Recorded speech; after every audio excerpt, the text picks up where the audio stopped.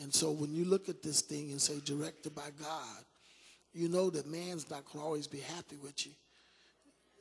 Even after you've done something that made them excited, give them 2 or 3 minutes, they'll find something to be upset with you about. Doesn't take long. But the good thing about it is when your steps are being ordered by God and you walk it up the word, and he said, the words I speak to you, they are spirit and they are life.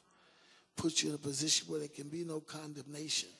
No matter what people don't think and what they want to say, what votes they want to take, God says there's no condemnation. And so what you have to do is stay with God. Continue to do what God has called you to do. And then you don't have to worry about what people are saying, what they're plotting, what they're trying to do. All you got to do is keep looking up and know that God's going to bring you through. All he's doing is taking you to another level. And then he tells you everything that happens is for the making of you. And so you know then that no matter what you experience, no matter how heartbreaking it is, how much it breaks your heart, that it's only making you better. It's getting you closer to the deity that God is transforming us into.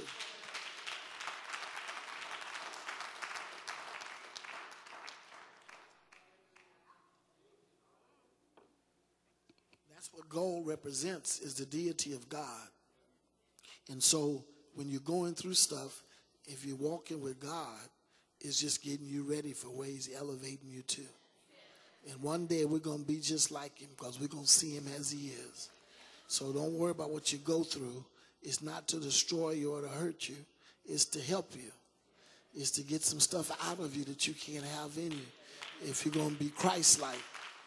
And so what you got to understand is when you're directed by God, you're going to face things because the devil don't want you to be able to get to where God has called you to. The devil knows you're an awesome power and an awesome force. So his thing is to try to snuff it out before it happens. And there's nothing new under the sun. That's what they were doing in Moses' day. It's why they were killing all the firstborn sons. They didn't want the Christ to come through. They knew he was coming, so they figured if they killed all the sons, they could cut it off. And that's what's going on with us now.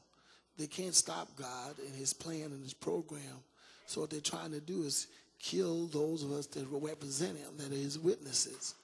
But we can't let that happen because there's no weapon formed against us that's going to prosper. And God's going to protect us. God's going to keep us. Each time they're plotting for you, they're plotting for themselves. That's the thing about it. When you look back and you saw when Pharaoh decided he was going to kill the firstborn, and so God says that's what it's going to be under them. And so when you try to go against the people of God, all you're doing is setting your own self up for what's going to happen. Because God's not going to let you touch his anointed. Can't mess with those he's already put his spirit in. And you can get excited about that. You can begin to say one thing, you recognize no. That's why it's good to know for yourself that you got the Holy Ghost.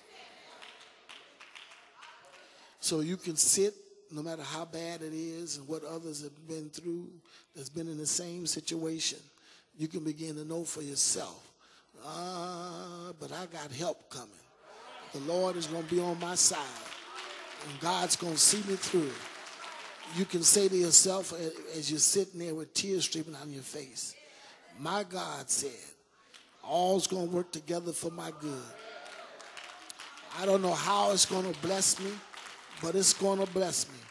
Then you can start beginning to give God thanks, not because you like what you're going through, but because of what he promised you he's going to do.